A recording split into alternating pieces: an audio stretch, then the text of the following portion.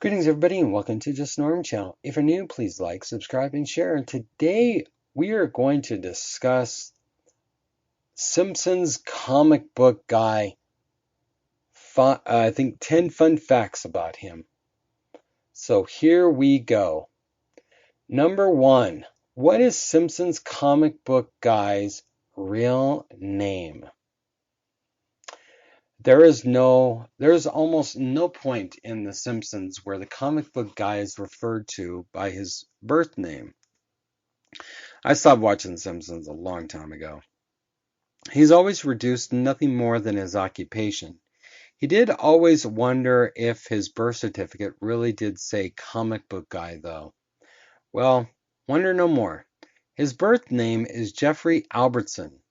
Not that crazy now that you know, is it? Jeffrey Albertson. He is 45 years old. His entire name is Jeffrey Albertson. He is the owner of Albatross Dungeons and Baseball Card Shop. Interesting kind of tidbits there and stuff. I hope you guys like these things. Number 2, he has a master's degree. Interesting, but in what? We are not sure. It doesn't say, and I kind of looked. Maybe comic book knowledge? I don't know. So yeah. Number 3, he's in the Mensa, which is the largest and oldest high IQ society in the world. There are a few Springfield citizens who make their higher level of intelligence abundantly clear to everyone they talk to. We know Lisa is incredibly bright for her age, while Professor Frink and Dr. Hilbert both have jobs that meant they'll have had to have gone through years of rigorous training to get to their position. Alongside them in Misa, however, is Comic Book Guy. For someone who just reads comics and watches TV all day, you wonder how he had time to pass entrance exam. Number 4. For some reason, characters in The Simpsons seem to be at higher risk of heart attacks than most animated people. Comic Book Guy's own medical trauma is probably caused by his extreme obesity, which isn't exactly uncommon, but his own way of dealing with his medical problems is rather unique. During his explained breath short, left arm nub, and that he can't go on describing symptoms. He has had at least one heart attack, but why? Nobody knows, and I looked it up, couldn't find it. Number 5. Does he have any animals? He has had pets, but did you know that he had a dog? While living in his parents' basement when he was much younger, he had a pet dog who he named Chewbacca, after Han Solo's furry best friend. Sadly, the dog died before he ever got to meet him. Interesting. So it was a pretend dog. Number 6. He created a famous comic book.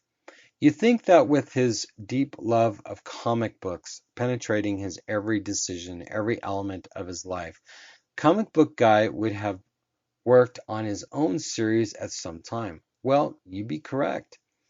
He wrote 278 issues of Everyman, eventually being convinced to self-publish.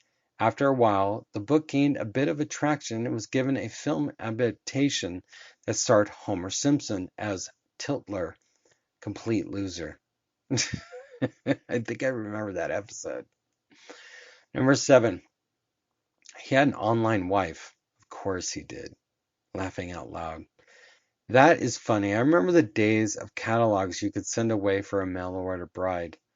The first partner we ever saw with Comic Book Guy involved with in any way was his online girlfriend. I don't remember that. It might be a little too short, too much of a typical nerd stereotype to remain funny for any particular long period of time, so he moved on quickly. However, it was still an important part of his life. They even considered having strange in-game children. Okay, yeah. And he also dated Agnes Skinner. Once one of the more real-life relationships Comic Book Guy found himself involved in was with one of the most unlikely people. What was even more unlikely was that Agnes Skinner and Comic Book Guy, two of the angriest and most uptight characters in the show, had a really nice dynamic that was actually quite wholesome throughout. There might have been a bit too much of an age difference for it to last, but still. And we go on to another real person he dated. And dated Edna Carpablo. We all know that from Edna and Seymour Skinner were always destined to be together. So when Skinner and Comic Book Guy ended up face to face in a showdown to win Edna's heart, we always backed Skinner. Can you say the Comic Book Guy has mommy issues? So, number 10, apparently he had a gay cousin. Yes, of course, he had a gay cousin. We only see him on screen for about 30 seconds during the episode, Flaming Moe's. But it seems Comic Book Guy has a cousin. He looks and sounds exactly like him, aside from having slightly more filled out facial hair and slightly indifferent name, Comic Book Gay, and only enjoys certain kinds of comic books. So that's it for Comic Book Guy for The Simpsons.